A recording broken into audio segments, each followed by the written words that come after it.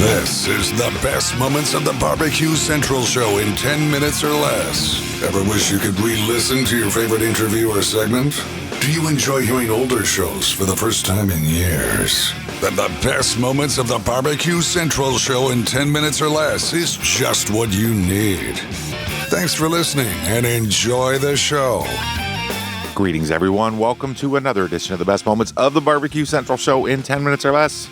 Today's show is from April the 13th, 2010. First segment, Melissa Cookston, the winningest woman in barbecue.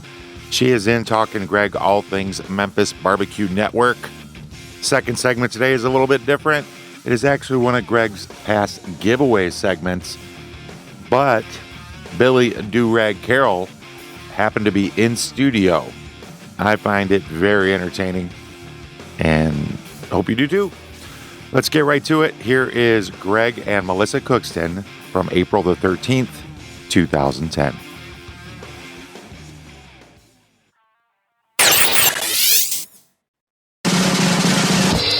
Joining me now to talk a little Memphis Barbecue Network barbecue style competition stuff. It's Pitmaster of Yazoo's Delta Q, Melissa Cookston. Melissa, thanks for coming on tonight. How are you?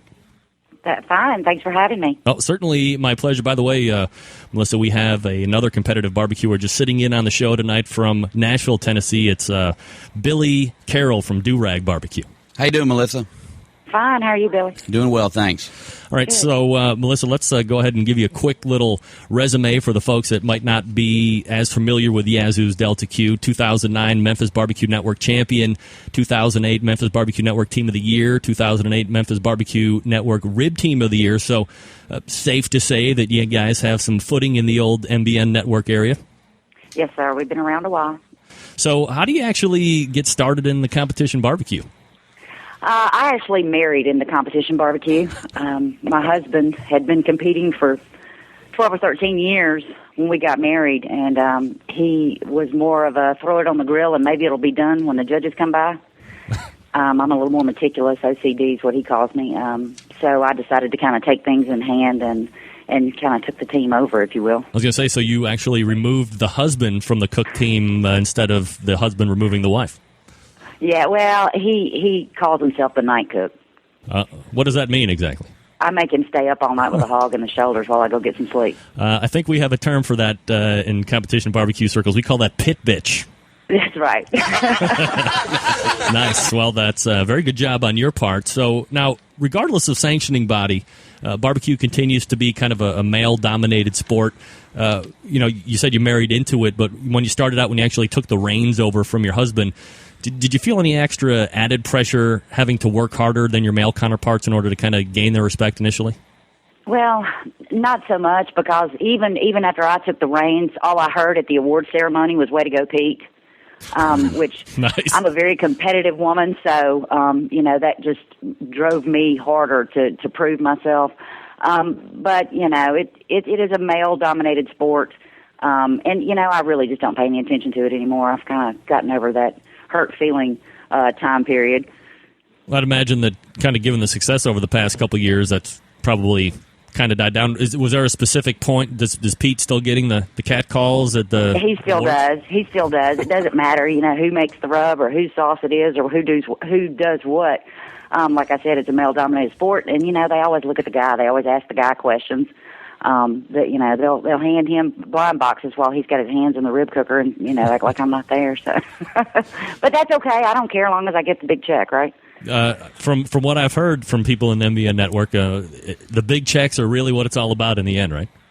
That's exactly right. We're talking with Melissa Cookston. She's the pitmaster of Yazoo's Delta Q. You can find them on the website Yazoo's, which is YAZOOS Delta Q, just the singular letter Q.com. I'm sure there's folks listening tonight that perhaps aren't as familiar with MBN as they might be with some of the other sanctioning bodies. Can you give us an idea of how these events might differ from the other ones out there? Sure. Whereas in a Kansas City event, you'd cook 40 pounds of meat, in the Memphis Barbecue Network style, we cook about 400 pounds of meat. We have whole hog, shoulders, and ribs are our three categories that we compete in. We have a blind judging as well as on-site judging where you have judges come by and you have to give a presentation.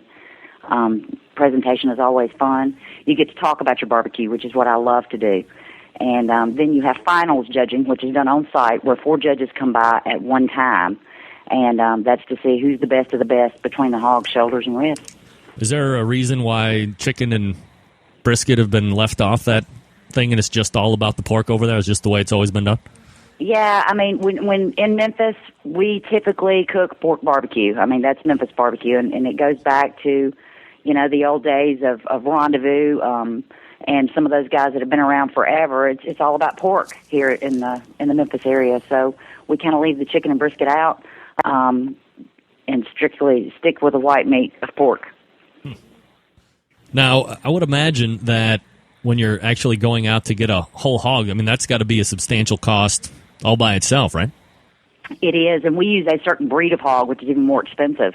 But I'll tell you, there's not many meat market guys around that provide whole hogs anymore, so it's very hard to find. So we pretty much have to get our whole hogs and tote them with us. It doesn't matter how far we're going, 10, 12, 14 hours away from home. We have to tote them around on ice. Some pretty big-ass coolers you got working there, huh? Exactly.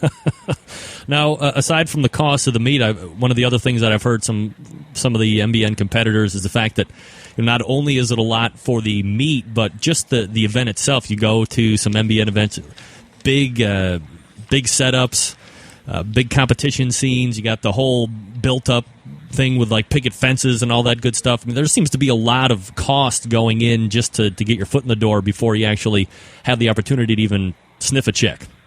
It is, especially since you have on-site judging, you want your booth to look as good as it possibly can.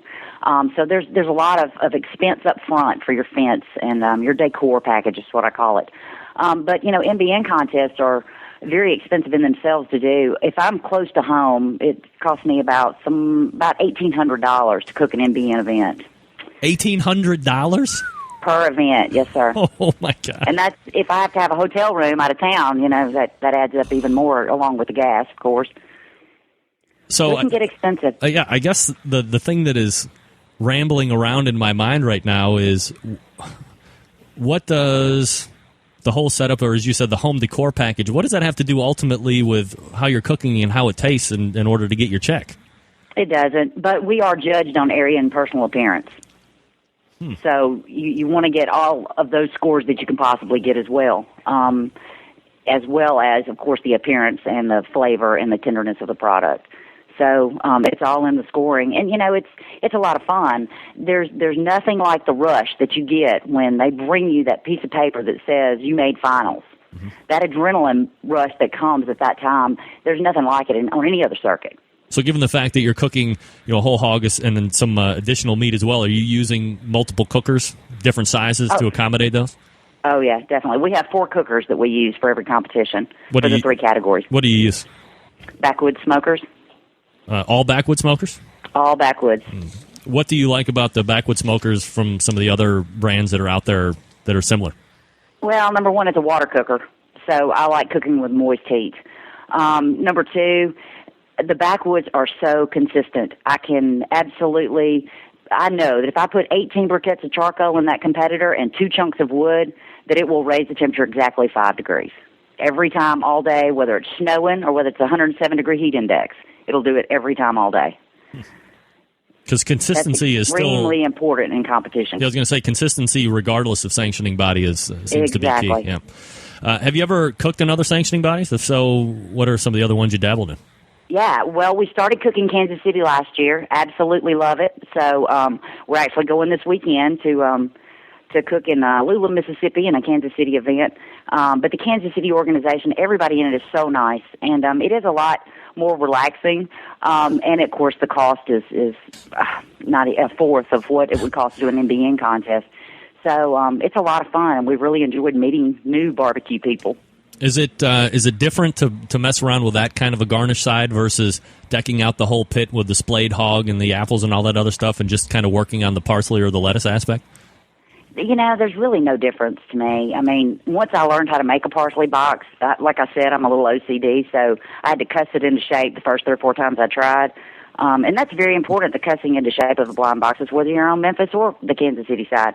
But as far as the garnishing goes, there's really no difference to me. I mean, it costs me about the same to garnish. I'm not one of those Memphis teens who carves fruit. I'm a low budget kind of girl when it comes to the garnish because I do put more focus on my meat. It doesn't matter which sanctioning body I'm cooking under. Are you fairly proficient at the chicken and the brisket then when you go over to KCBS? Fairly proficient. Of course, I've only cooked probably 6 briskets in my life. The first time out in Kansas City, we had no idea what we were doing with chicken. We'd never put a piece of chicken in a to-go box and turned it in our lives, and we won first place out of a lot of good teams. So I don't know if it was luck or stupid, blind, just flavoring on our part, but we've done really well with the chicken and the brisket. So. To put in your request for a future show, please contact John Solberg via email at johnjon@thebbqcentralshow.com. Hey, before we kick off the second segment, I got a question for you. Are you following the Barbecue Central Show on social media? It is easy to do and much appreciated. Whatever your favorite platform is, you can go to BBQ Central Show on Instagram or at BBQ Central Show on Facebook and Twitter. Again, very much appreciated. Give the big show a follow. That said, let's jump right into the second segment today. All about the free stuff. Call now to win something succulent.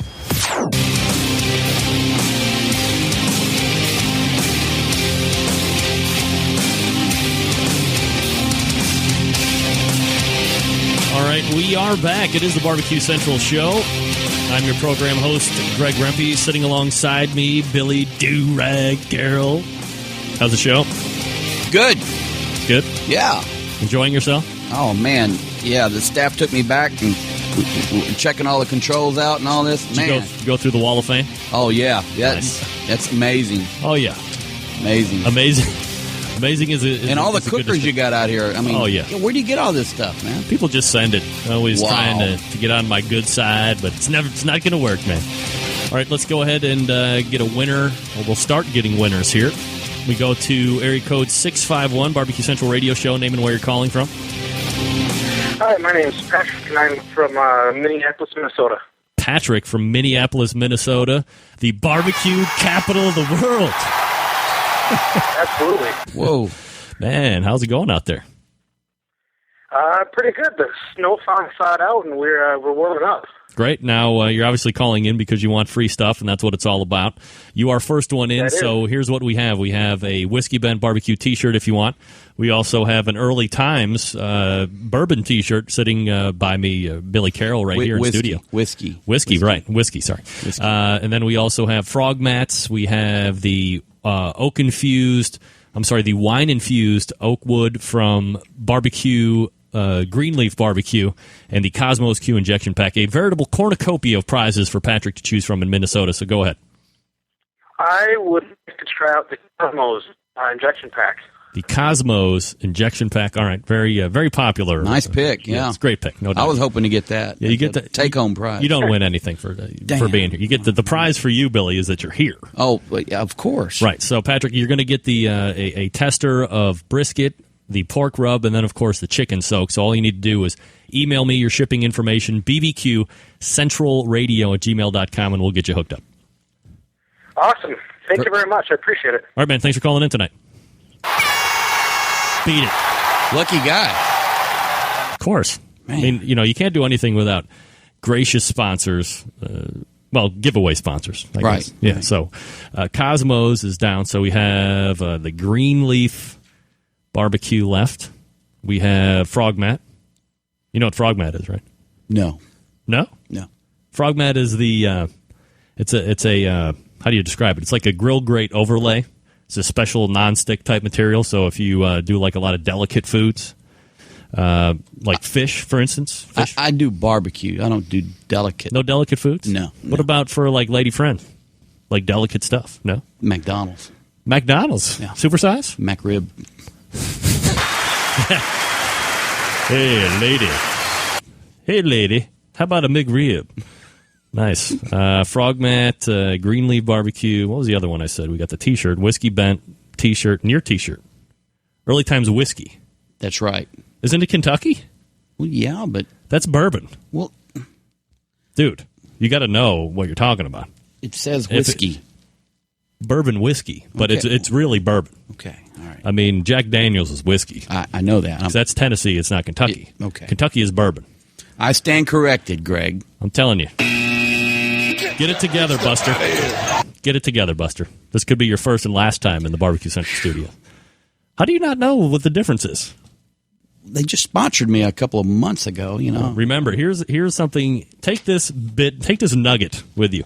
Okay. If it's whiskey and it's in Kentucky, always Kentucky straight bourbon. Okay. KSB. All right. And it's not Keep It Simple Buddy. It's Kentucky straight bourbon. All right. All right. Toll free 877-448-0433. 877-448-0433. You can also email the show. BBQ Central Radio at gmail.com is the web address. Wait a second. Wait, Billy. What? Let's go to the hotline. Woo! Who's there? The most winningest man in Barbecue Central Radio Show history, Phil White.